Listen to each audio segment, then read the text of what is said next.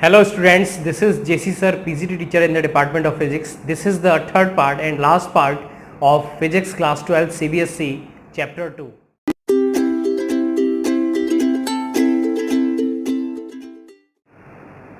This is the first question of this video. Question 14 तक हमने छोड़ा था पिछली वीडियो में. क्वेश्चन 15 और क्वेश्चन 15 में हमसे क्या कह रहा है, इसमें एक फिगर और दे रखा है. इस फिगर को मैं बना लेता हूँ. 6 माइक्रोफैरड, 12 माइक्रोफैरड,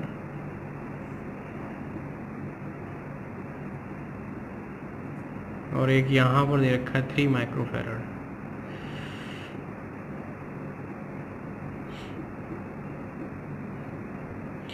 और हमसे ये कहा गया है इस क्वेश्चन में कि 6 माइक्रोफैरड के लिए जो एनर्जी स्टोर्ड है वो तो E है, हमें 3 माइक्रोफैरड और 12 माइक्रोफैरड के लिए निकालना है. दूसरा हमें टोटल एनर्जी भी निकालनी है. तो सबसे पहले मैं बात करूं 6 माइक्रोफैरड के लिए, तो E is equal to 1/2 C V square formula होता है. तो 1/2 C कितना है इसके लिए 6 माइक्रो का मतलब 10⁻⁻6 V स्क्वायर.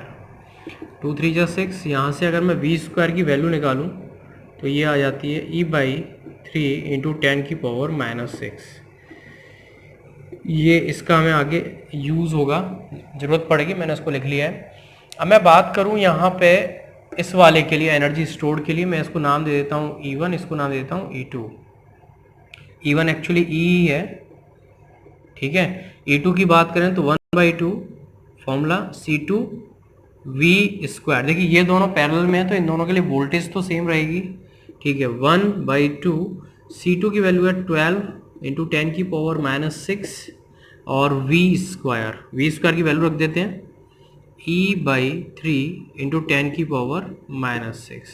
-6 ये कट गया, 3 2 जा 6, 2 जा 12, यानी ये आ गया E2 हमारे पास 2E, यानी कि इनिशियल का कितना हो जाएगा 2 टाइम्स, मतलब इसके जो एनर्जी है उसका 2 टाइम्स होगा. अच्छा, अब बात करें कि 3 माइक्रोफैरड के लिए, मैं सेकंड क्वेश्चन की बात करूं 3 माइक्रोफैरड के लिए. सेकंड क्वेश्चन करने के लिए आप एक चीज देखें कि ये वाला सिस्टम और ये वाला कैपेसिटर, इसका इक्विवेलेंट कैपेसिटेंस और ये कैपेसिटेंस दोनों किसमें सीरीज में है, तो इन दोनों का जो चार्ज होगा वो क्या होगा, सेम होगा. सिंस मैं लिख लेता हूं 6 microfarad system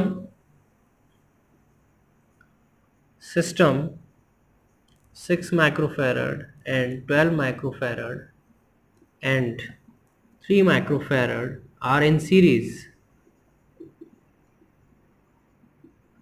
Therefore charge remains same. Therefore charge remains same रहेगा चार्ज. और चार्ज की डेफिनेशन से हम जानते हैं कि मैं बात करूं कि C1 V1 is equal to C2 V2. अगर मैं ये कहूं कि इन दोनों के चार्ज Q1 है और इसका चार्ज Q2 है तो CV होता है C1 V1 C2 V2. अब इन दोनों की बात करें C के लिए तो ये दोनों किसमें है, पैरेलल में, और पैरेलल में कैपेसिटेंस इजीली ऐड हो जाते हैं. माइक्रो को मैं 10⁻⁻6 लिख रहा हूँ और V1 क्योंकि इनका वोल्टेज मैंने V लिया था पहले तो मैं V ही लेके चल रहा हूँ, ठीक है. C2 की बात करें तो ये है 3 × 10⁻�6 और V2 को मैं यहाँ पे V डैश बोल दे रहा हूँ. तो यहाँ पे 10⁻⁻6 से ये कैंसिल आउट हो जाएगा और ये आ जाएगा 18, 3 6 जा 18, तो ये यहाँ से आ जाएगा V dash is equal to 6V. इसकी जरूरत पड़ेगी, इसे नोट करिए आप. मैं इसे रफ कर रहा हूं. अब देखिए यहां पर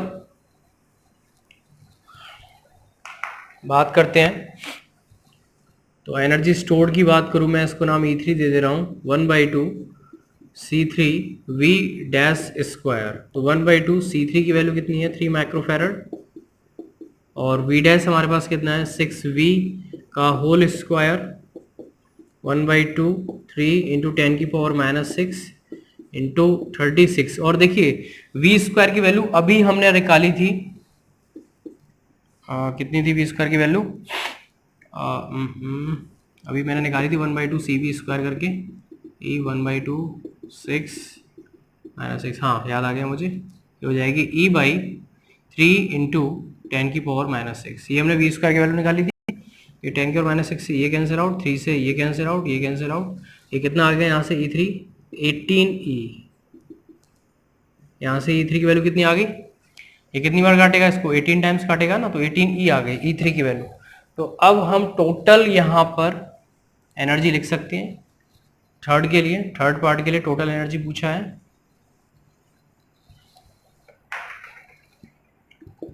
तो टोटल एनर्जी ई नेट की बात करें तो E1 plus E2 plus E3। E1 की वैल्यू E है, E2 की वैल्यू 2E और E3 की वैल्यू 18E। कितना आ जाएगा ये? 18 20 21E। ये आंसर आ गया हमारे पास, इसे नोट करिए। This is our next question. और इस क्वेश्चन, ये सबसे पहली चीज़ तो 3 बार आया क्वेश्चन। और इस क्वेश्चन में एक स्क्वायर दे रखा है हमें, कॉर्नर्स पर चार्ज दे रखा है +q -q +q -q और सारी साइड ए ही होंगी इसकी, ठीक है। इसमें हमसे पूछा है कि वर्क डन बता दीजिए कि जो इस सिस्टम को बनाए रखे, जोड़ के रखे, ठीक है। तो वो एनर्जी हमें बतानी है, वो वर्क डन बताना है जो इस सिस्टम को रोके रखे, ठीक है। दूसरा, हमें दूसरा क्वेश्चन भी करना है, ठीक है। तो सबसे पहला क्वेश्चन करते हैं। तो वर्क डन की अगर हम बात करें, वर्क डन जो होता है वो होता है change in potential energy, change in potential energy. यानी हमें यही निकालना है, यानी u minus you infinity. Infinity पे तो जी 0 होती है, ठीक है, तो u ही होगी।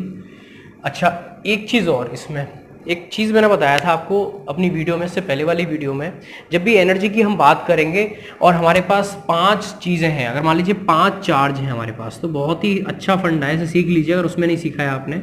5 हैं, 6 हैं, जो भी है, तो 5 से समझिए। तो सबसे पहले 1 से स्टार्ट करेंगे, 1 2 का बनाएंगे ग्रुप, 1 2, फिर 1 3, 1 4, फिर 1 5। उसके बाद 2 से स्टार्ट करेंगे, 2 3, 2 1 नहीं करेंगे, 2 3 करेंगे, क्योंकि 2 1 पहले ही आ चुका है।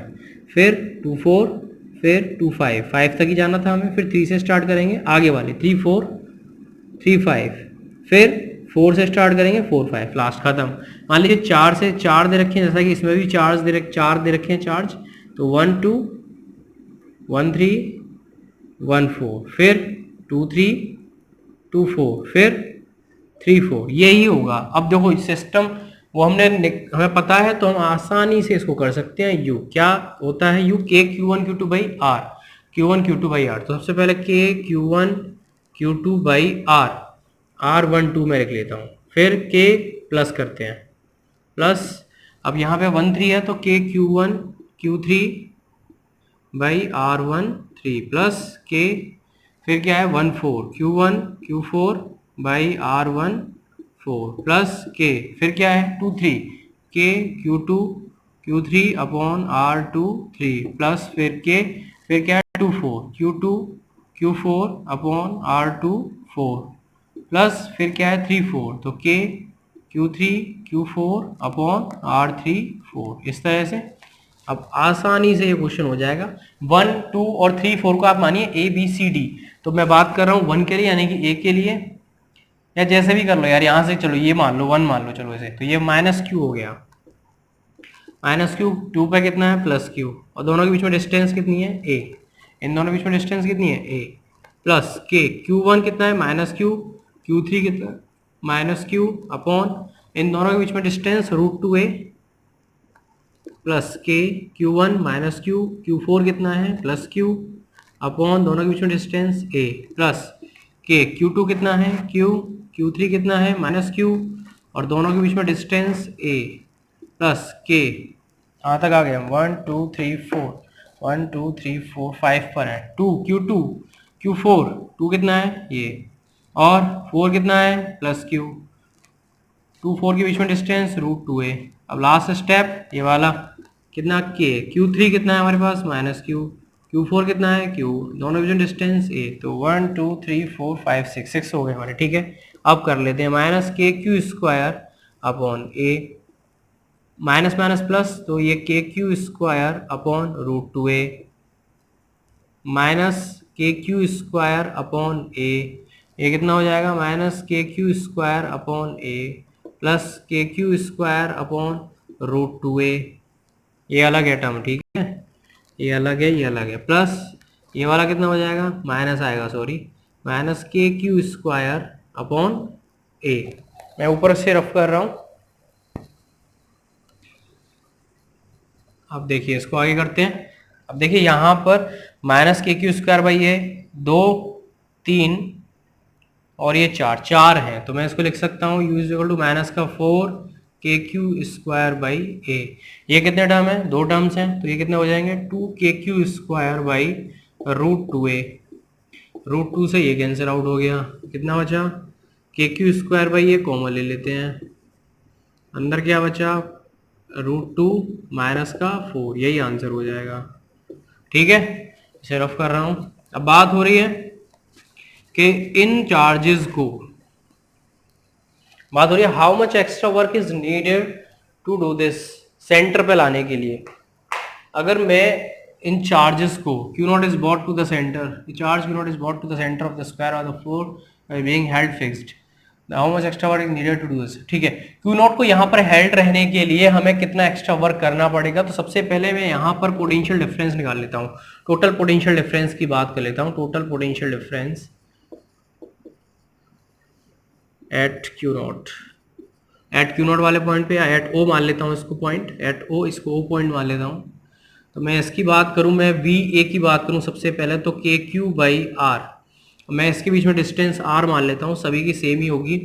वी बी की बात करूँ तो कितना आएगा माइनस का K Q by R, V C की बात करूँ तो ये आएगा K Q by R, V D की बात करूँ तो ये आएगा माइनस का K Q by are. Net की बात करूँ वी नेट, तो ये आ जाएगा V A plus V B plus V C plus V D, और ये आप देखेंगे जीरो आएगा वर्क डन। और मैं ऐसा वी क्यों कर रहा था, वी निकाल इसलिए रहा था बिकॉज फॉर्मूला होता है V into Q naught, V net into Q naught, और जब वी नेट ही जीरो है तो वर्क डन क्या होगा 0 जूल, ठीक है। ये हमारा क्वेश्चन यहाँ पर कंप्लीट हो जाता है, इसे नोट करिए, 3 बार आया सीबीएसई में। This is our next question, और इस क्वेश्चन को मैं थोड़ा सा अच्छा कहूँगा, और ये इसलिए नहीं क्योंकि ये 4 बार आया है, इसलिए कि इसमें कुछ कॉन्सेप्ट यूज़ होंगे, और इसमें कुछ कॉन्सेप्ट चैप्टर 3 के भी यूज़ होंगे, लेकिन वो आप बाद में पढ़ लेंगे, लेकिन मैं इसको अभी आपको समझा दूंगा, ठीक है। तो सबसे पहले चीज़ तो ये समझ लेते हैं, एक चीज़ समझ लीजिए कि जिस भी आर्म में या जिस भी रास्ते में कैपेसिटर अगर जुड़ा है तो उस रास्ते से current flow, DC current flow नहीं करती है। जैसे कि बीई आर्म में या बीई रास्ते पर कैपेसिटर जुड़ा है तो इसमें कोई भी करंट फ्लो नहीं करेगी, सबसे पहली चीज़ तो यही समझ लीजिए। तो मैं लिख दे रहा हूँ in arm A B, in arm BE, arm BE contain a capacitor therefore there is no current flow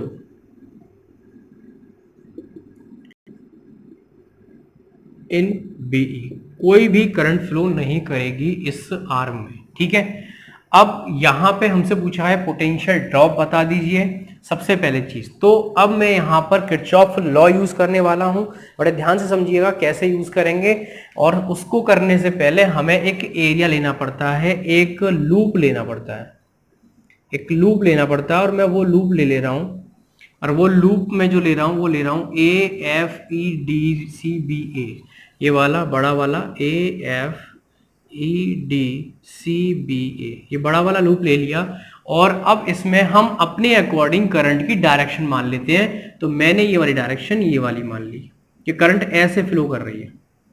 और ये मैंने क्यों माना है, बिकॉज ये 2 वोल्ट है, ये V वोल्ट है, बड़ा वाला देगा ना करंट को, तो मैंने मान लिया ये डोमिनेंट है, तो मैंने ऐसा मान लिया, ठीक है। आप उल्टा भी मान सकते हो, लेकिन मैंने ऐसा मान लिया।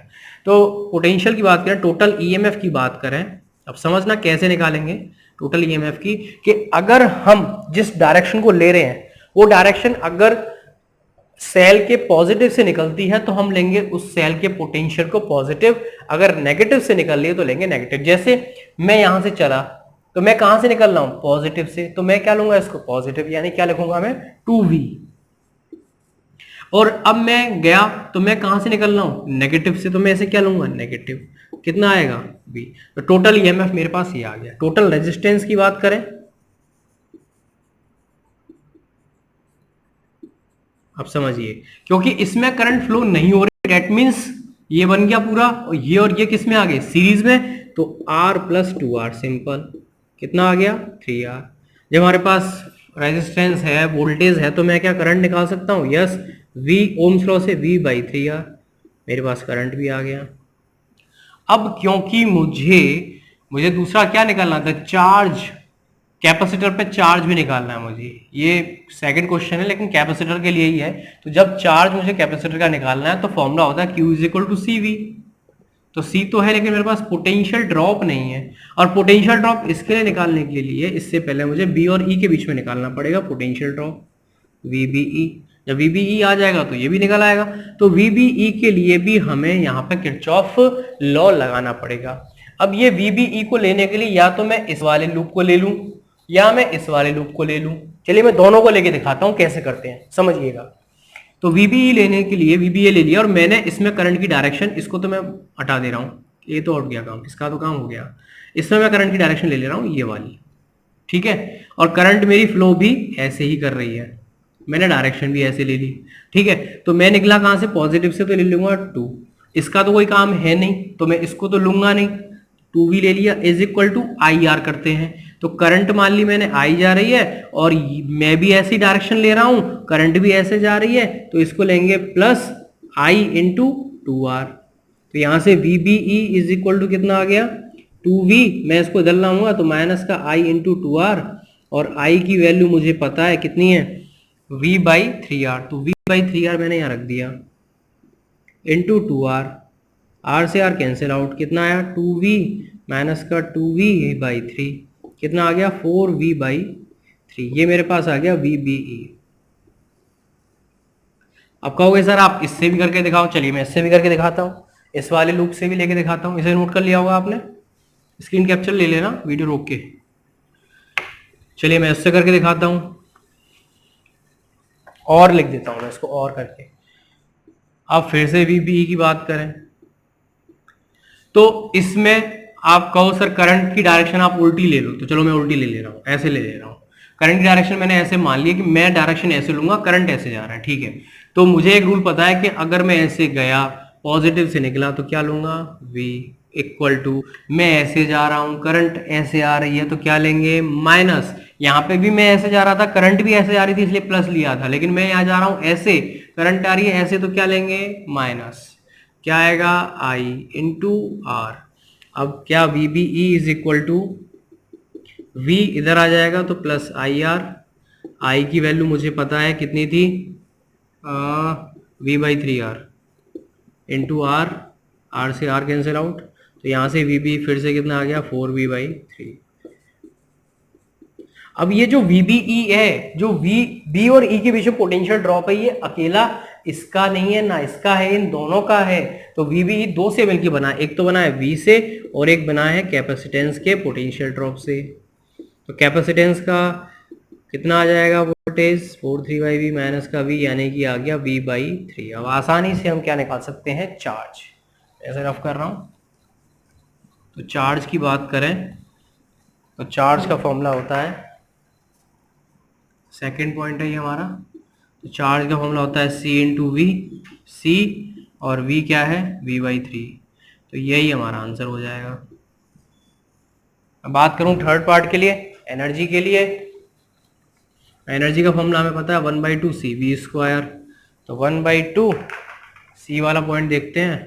तो पोटेंशियल एनर्जी हमसे पूछा है, द एनर्जी पूछा है, तो 1/2 CV स्क्वायर यानी 1/2 C, V की वैल्यू V बाई 3 का होल स्क्वायर, कितना आ जाएगा 3 3 जा 9, 9 2 जा 18, यानी कि CV स्क्वायर बाई 18। तो ये हमारा हो गया एनर्जी, इसे नोट करिए आप।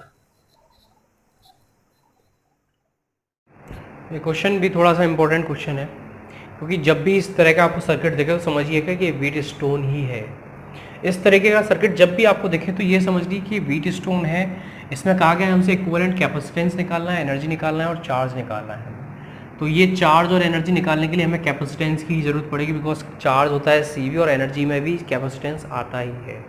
तो इस सबसे पहले करते क्या है, सर्किट को सबसे पहले खुद से पॉइंट दे देते हैं, नाम दे देते हैं। इसको दे दिया मैंने A नाम, इसको दे दिया मैंने B नाम, इसको नाम दे दिया C। और देखिए मैं दिखाऊंगा आपको कि ये व्हीट स्टोन ब्रिज ही है। देखिए मैं इसको कन्वर्ट करता हूँ कैसे।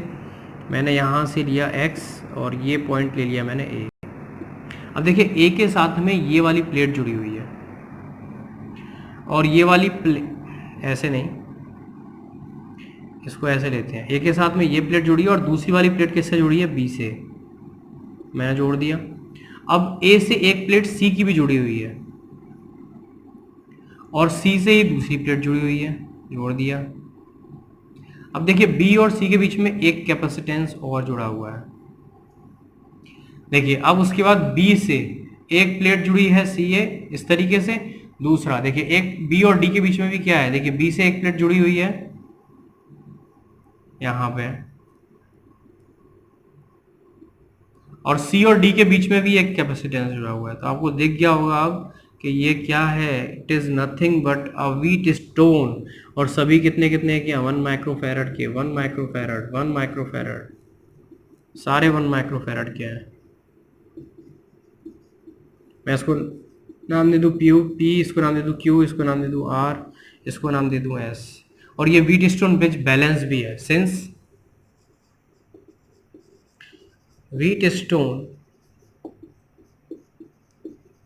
Bridge is balanced. बैलेंस है और बैलेंस का मतलब P/Q इज इक्वल टू, या P/R is equal to Q/S। ऐसा है तो ये वाला सर्किट नहीं रहेगा, और जब नहीं रहेगा तो फिर तो सिंपल ही हो गया। फिर सिंपल कैसे हो गया, एक ऐसे, एक ऐसे, इस तरीके से, फिर तो ये सिंपल। ये दोनों किस में हो गए आपके, सीरीज में, ये दोनों भी सीरीज में। यानी कि अब मैं यहाँ से बना सकता हूँ इसको किस तरीके से, 1 और 1 कितना हो जाएगा, 1/2।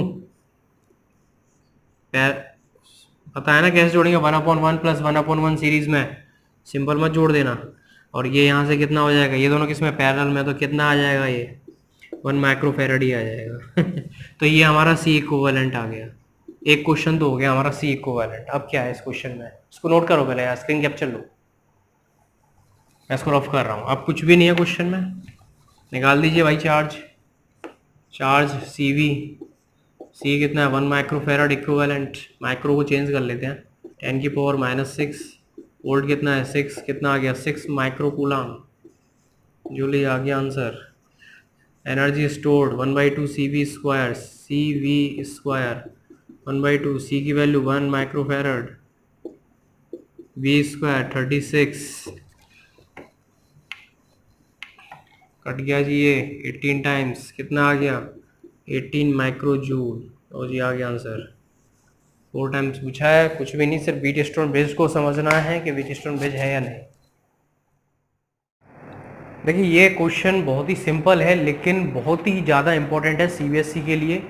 छोटा पैकेट बड़ा दिमागा वाली बात अगर मैं कहूँ तो वो गलत नहीं होगी। देखिए CBSE पता नहीं क्यों इस क्वेश्चन को बहुत बार देती है। इतना मुझे पता है कि ये 5 टाइम्स आया, लेकिन ये कम से कम 10 टाइम्स आया है मेरे ख्याल से क्वेश्चन। मैं बता नहीं रहा हूँ इसमें, ये 2015 में भी आया हुआ है, मैं लिख दे रहा हूँ 2015 में भी आया हुआ है क्वेश्चन। ये मतलब बहुत ही इंपॉर्टेंट क्वेश्चन मानती है CBSE। और क्वेश्चन में कुछ है भी नहीं। इस क्वेश्चन में ये कहा है कि एक इलेक्ट्रिक फील्ड है, यूनिफॉर्म इलेक्ट्रिक फील्ड। 2 नंबर में आया है क्वेश्चन, 1 या 2 नंबर में। CBSE हर तीसरे साल दूसरे साल इसे पूछ ही लेती है क्वेश्चन को। इलेक्ट्रिक फील्ड है, यूनिफॉर्म इलेक्ट्रिक फील्ड, और इसमें एक डायपोल है जो इसके साथ 60 डिग्री का एंगल बना रहा है। डायपोल है हमारे पास। डायपोल आप समझते हैं, 2 चार्ज होंगे अपोजिट साइन के, उनके बीच में स्मॉल डिस्टेंस होगी 2a, 60 डिग्री का एंगल है।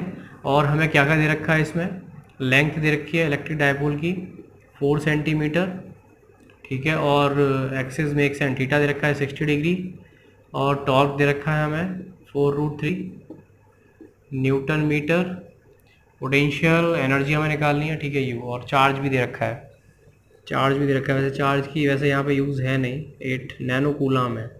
सबसे पहले मैं बात करूँ टॉर्क की, तो टॉर्क का फॉर्मूला होता है P E sine theta. Torque की वैल्यू रखते हैं 4√3 P E sine 60, 4√3 P E sine 60 की वैल्यू होती है √3/2, √3 से √3 कैंसिल आउट, और यहाँ से पी ई की वैल्यू निकल आई हमारे पास 8, जो भी यूनिट हो 8 निकल आई। अब बात करते हैं पोटेंशियल, जो पूछा है हमसे पोटेंशियल एनर्जी की, फॉर्मूला होता है माइनस का P E cos theta, formula रखते हैं पी ई की वैल्यू तो हमें पता है कॉस 60, कॉस 60 आपका होता है 1/2, यानी कितना आ गया माइनस का 4 जूल। देखिए कुछ जो फिजिकल क्वांटिटी होती है वो कंफ्यूज करने के लिए होती है। देखिए एल और चार्ज का यहाँ पे कोई भी यूज़ नहीं है, ये थीटा है, ठीक है, कोई भी यूज़ नहीं है, लेकिन फिर भी दे रखी है सिर्फ कंफ्यूज करने के लिए। 2 नंबर में क्वेश्चन है, बहुत बार पूछा जाता है, इंपॉर्टेंट है, इसे नोट करिए। इस क्वेश्चन को भी कर लेते हैं। नेक्स्ट क्वेश्चन है, इस क्वेश्चन में हमें दे रखा है कि एक कैपेसिटर है हमारे पास, कैपेसिटेंस सी है, इसे चार्ज किया है पोटेंशियल वी तक, और उसके बाद इसको एक अनदर अनचार्ज कैपेसिटर से जोड़ दिया गया है, सेम कैपेसिटेंस है उसका। हमें रेशियो निकालना है एनर्जी का। तो सबसे पहले हम बात करें फर्स्ट वाले के लिए, पहले U1 की बात करें तो 1/2 CV² फॉर्मूला, ठीक है। बात करें U2 के लिए तो देखिए चार्ज तो सेम रहेगा, Q²/2C से निकाल लें क्या, उसी से निकालते हैं, उससे ज़्यादा सिंपल रहेगा, Q²/2C से निकालते हैं। सबसे पहले एनर्जी निकालेंगे तो Q²/2C, capacitance C, charge Q मान लिया, और U2 के लिए देखिए चार्ज तो सेम रहेगा, लेकिन अब कैपेसिटेंस डबल हो जाएगा क्योंकि जब जोड़ दिया गया है, पैरेलल में है तो डबल हो गया, ठीक है। अब दोनों का रेशियो निकाल लीजिए, U2/U1, तो U2 Q²/2 इंटू 2C ऊपर, Q² नीचे, कितना बचा 1/2 आंसर। एक बार पूछा है क्वेश्चन, नोट करिए। देखिए ये क्वेश्चन बोर्ड में 2 नंबर का पूछा गया है, छोटा क्वेश्चन है लेकिन ठीक है क्वेश्चन। इस क्वेश्चन पूछा है कि इस कैपेसिटर के ऊपर आप चार्ज बता दीजिए। तो सबसे पहली चीज़ तो यही हो गई कि करंट जो भी जाएगी वो इस वाले टर्म में नहीं जाएगी, बिकॉज मैंने अभी थोड़ी देर पहले ही बताया था कि जो कैपेसिटर होता है वो डीसी वोल्टेज को अपोज करता है, वो जाने नहीं देता है, ठीक है। तो ये कॉन्सेप्ट यहाँ पे यूज़ होगा। तो मैं अगर बात करूँ टोटल रेजिस्टेंस की, अगर मैं बात करूँ, टोटल आर की बात मैं करूँ तो सिंपल ये सीरीज़ में हो जाएंगे, तो 10 + 20 = 30 ओम। और अगर मैं करंट की बात करूँ तो अब सिंपल मैं करंट निकाल सकता हूँ 2/30 यानी 1/15 एम्पियर, ठीक है। अब मैं इसको मान लेता हूँ ए और इसको मान लेता हूँ मैं बी। अगर मैं बात करूँ पोटेंशियल ड्रॉप VAB के लिए, फॉर्मूला होता है मेरे पास IR, करंट तो 1/15 ही है, और R मेरे पास हो गया यहाँ पर 10, इसके बीच में 5 3 15 5 2 10 2/3 वोल्ट। अब क्योंकि ये और ये किस में है, पैरेलल में है, तो जो ही वोल्टेज इसके लिए होगी वही वोल्टेज इसके लिए होगी। तो अब आसानी से मैं चार्ज निकाल सकता हूँ VAB = VC, CV, C कितना है 6 microfarad, 10⁻⁻6 into 2/3 4 microcoulomb. Answer 2 times आया, 2 नंबर का क्वेश्चन है, इसे नोट करिए, अच्छा क्वेश्चन है। इस टाइप के क्वेश्चन भी कभी कभी बोर्ड में पूछ लिए जाते हैं, तो हमें कोई भी क्वेश्चन छोड़ना नहीं है, इंपॉर्टेंट। इस क्वेश्चन में ये कहा गया है कि हमारे पास एक कैपेसिटेंस था जिसके बीच में पहले एयर भरी हुई थी, और उसके बाद हमने इसको फिल कर दिया एक डाइलेक्ट्रिक कांस्टेंट से, जिसका डाइलेक्ट्रिक कांस्टेंट K है, डाइलेक्ट्रिक स्लैब सॉरी। और इसके बाद डाइलेक्ट्रिक मीडियम हमने क्या किया, K1 और K2 भर दिया, और बीच में इसका गैपिंग कर दी, ये L/2 ये L/2, डिस्टेंस D है, एरिया A हो गया, और अब ये L/2 रह गई, ठीक है। सबसे पहली चीज़ कि ये इसके लिए अगर मैं बात करूँ कैपेसिटेंस के लिए, कि द न्यू कैपेसिटेंस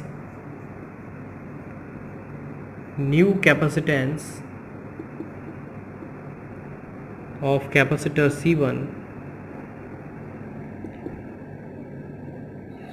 C1 के लिए नया हो जाएगा, K टाइम्स हो जाता है वो, तो KC हो जाएगा, क्योंकि पहले C था तो KC हो गया, ठीक है। मैं बात करूं अब इन दोनों के लिए, तो ये दोनों अब किस में है, पैरेलल में है, K1 है उसका K2 है।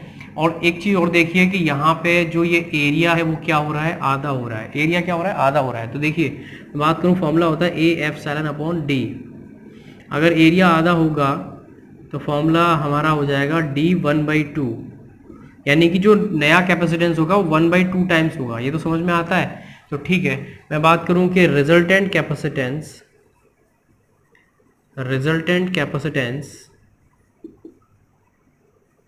ऑफ कैपेसिटर C2, तो C2 डैश की बात करूं मैं C/2, K1 C/2, समझ रहे हैं इस चीज को। तो K1 तो हो गया, और बाई 2 मैंने इसलिए किया है C/2 क्योंकि आपको दिख रहा है कि एरिया अगर आधा हो गया तो कैपेसिटेंस भी आधा हो जाएगा, प्लस क्योंकि पैरेलल में कैपेसिटेंस सिंपल एल्जेब्रिक सम होता है K2 C/2। C/2 अगर मैं कॉमन लूँ तो अंदर क्या आ जाएगा, K1 प्लस K2। ठीक है, अब according to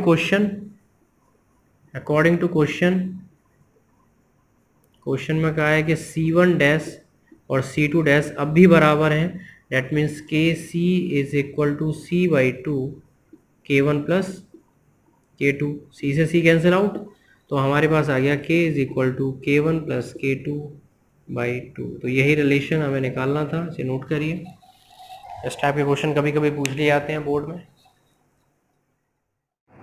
this is the last question of this video and chapter also. Question important है, इससे पहले वाला क्वेश्चन भी इम्पोर्टेंट था, उसमें ऐसे काटा गया था प्लेट को, कैपेसिटर को, इस बार इसे ऐसे काटा गया है। वो था पैरेलल, ये क्या है, सीरीज। और मुझे इस केस में कैपेसिटेंस बताना है C2 वाले के लिए। मैं C1 की बात करूँ तो सिंपल मुझे पता है, फॉर्मूला होता है A/ε/D। ठीक है, मैं C2 की बात करूं तो यहाँ पर हमारे पास अब दो कैपेसिटर बन गए हैं जो कि सीरीज़ में जुड़े हुए हैं। एक का कैपेसिटेंस मैं बात करूं C2 डैश बोल देता हूं। एक का कैपेसिटेंस मैं C2 की बात करूं, ये केस फर्स्ट की बात थी, केस 2 की बात कर रहा हूं मैं। केस 2 में C2 डैश की मैं बात करूं तो ये हो जाएगा K टाइम्स K1। और क्योंकि अब इसकी डिस्टेंस हो गई है आधी, चलिए हम करके देखते हैं। A/ε, एरिया चेंज नहीं होगा क्योंकि एरिया पूरी प्लेट का है, D/2 हो जाएगा। D/2 हो गया ना प्लेट, तो ये कितना हो जाएगा, 2K1 A/ε/D। C2 double dash की बात करें, मैं इसको नाम दे रहा हूँ C2 डैश, इसको नाम दे रहा हूँ C2 double dash. C2 double dash की बात करें तो वो भी 2K2 A/ε/D हो जाएगा, क्योंकि ये दोनों पैरेलल में, since C2 dash and C2 double dash are in series में है। तो सीरीज के केस में कैसे जोड़ते हैं, 1/C2 is equal to 1/C2 dash plus 1/C2 double dash. तो 1/C2 is equal to 1/C2 dash, C2 dash ये है, ऊपर चला जाएगा D, नीचे आएगा 2K1 A/ε/0 प्लस ये भी D आएगा D 2K2 A/ε/0। तो यहाँ पर जो कॉमन है उसे बाहर निकाल लेते हैं, D/A/ε/0 2, अंदर बचेगा 1/K1 प्लस 1/K2, ये आ जाएगा D/2 A/ε/0 K1 plus K2 upon K1 K2। और C2 जो कि हमें पूछा गया है, तो C2 इज इक्वल टू आ जाएगा 2 A/ε/0 upon D K1 K2 upon K1 plus K2। This is the final answer. बहुत ही अच्छे क्वेश्चन मैंने आपको कराए हैं, इसे नोट करिए। अगर कोई क्वेरी है तो उसे कमेंट सेक्शन में बताइएगा। अगर इन्फॉर्मेशन अच्छी लगी है तो लाइक और सब्सक्राइब जरूर कीजिए। जय हिंद, जय भारत।